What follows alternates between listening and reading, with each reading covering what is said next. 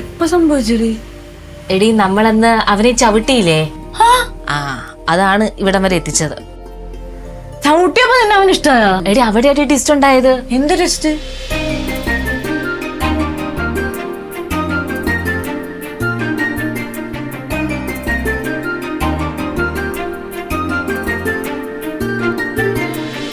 എന്താ പറയാണ്ടെന്ന് പറഞ്ഞേ? നീ സംസാരിക്കേ. പെട്ടെന്ന് എന്താ ഇങ്ങനെ ഒരു ആലോചനയായിട്ട് വരാൻ കാരണം?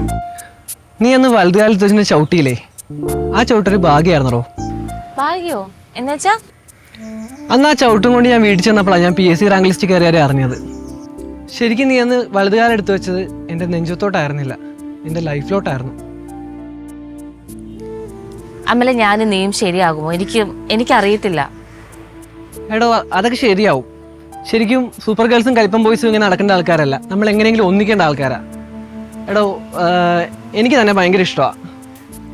താൻ തൻ്റെ ഇഷ്ടം അറിയിക്കും.